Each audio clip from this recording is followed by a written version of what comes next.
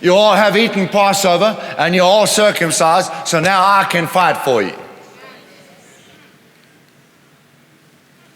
No, but as commander of the army of the Lord, I have now come.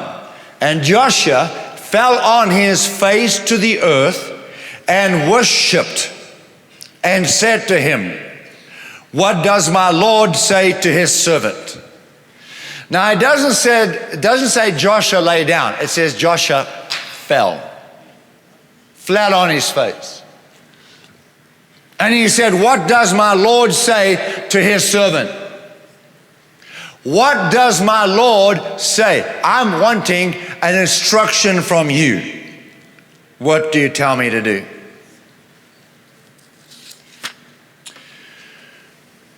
We read in Daniel chapter 10, when Daniel was by the Tigris River fasting out in Babylon because the Israelites had been taken captive. This is many years later now when they're taken as slaves to Babylon. And the time for their delivery had come, and Daniel was fasting about this. 70-year period was over. And so he's fasting and praying, and the angel of God appears to Daniel by the Tigris River. This brilliant, shining angel like lightning before him. He fell before this angel, began to worship the angel, and the angel stopped him and said, get up. I'm an angel. You cannot worship me.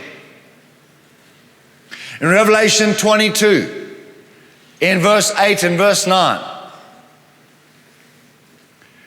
John, the apostle of the Lord, the beloved of God, who walked with Jesus for 3.5 years on the planet Earth while he's in a human body.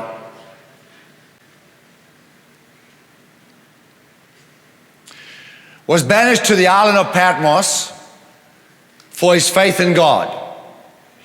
And after being there several years, Jesus appeared to him in his resurrected form. After his death, burial, and resurrection, he appeared to John. And Jesus revealed to John what he wrote in the book of Revelation.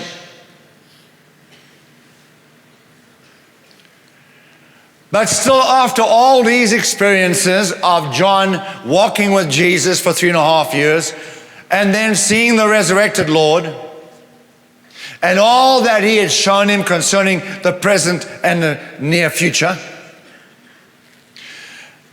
John falls down to worship before an angel that appears to him right here, amazingly enough. And John knows he mustn't do that. It is a tendency of man to worship a mighty angel, and that's probably why we don't see too many angels in their full glory, because it's a natural tendency of man to fall down and worship the angel. But notice what the angel says. The angel says to John in Revelation 22:9, the angel said to John, see that you do not worship me, for I am your servant. I am your servant. Did you know that the angels of God are all around us in this room, and they are come here to listen to our words, to carry them out? They are waiting for us to speak the commands of God so they can carry out the purpose of God on the earth.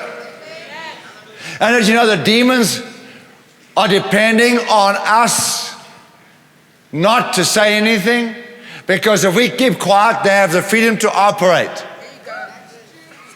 But when we speak, child of God, demons are bound and angels are loosed.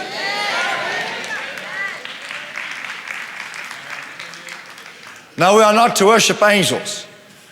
Now, the reason I showed you that is because here Joshua falls down before this mighty warrior and worships him, and the warrior doesn't say, I am an angel, don't worship me. He did not say that. So who is this man?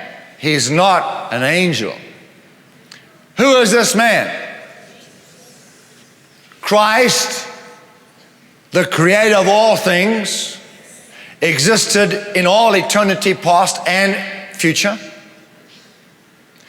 and sits on the right hand of the Father, along with the Father, the Son, and the Holy Spirit, three people of the Godhead, three deity. Christ, the eternal Son of God, left heaven, came down to the Milky Way, entered into the womb of Mary, took on a human body and walked the earth as a man. He humbled himself, laid aside his godly powers, took on humanity, and became a lamb. A lamb. And like a lamb, he was led to the slaughter and opened not his mouth. He stood before Pilate when he was accused and never defended himself, because he came to be the Passover lamb. That's why he came. And so with the nature of a lamb, he came and walked the earth. But this Christ, this eternal creator of all things, who came to the earth to receive a body, to become a man, to die in our place, to redeem us, also visited the earth several times before he received a human body. And this is one of those occasions where Christ came to the earth before he received a human body provided by Mary. Now notice this. Joshua says to this mighty warrior in Joshua 5:14, we've just read it, "What does my Lord say to his servant?" Now that word Lord there in verse 14 is Jehovah. And that word means the self-existent, eternal one. So Joshua, lying on his face in the dust, says, what does the self-existent, eternal one command me to do? You got it?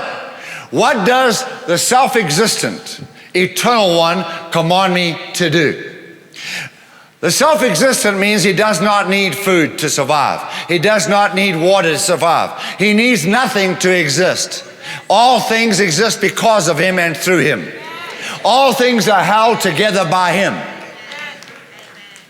All the orbits, all the planets, all the stars out in the galaxies right now are functioning by the current, never-ending life of Christ, keeping all things in order. Even those who hate God, Christ is their life and keeping them alive, giving them the privilege of choosing to hate God. And if he withdraws his life from them, they fall down dead immediately. Do you understand who this is? Thank you for watching Dr. Theo's YouTube channel. We will continue to offer encouraging and life-changing highlights from Dr. Theo's past, present, and future series and messages. Please take the time to like and share the videos. And most importantly, don't forget to subscribe to the channel.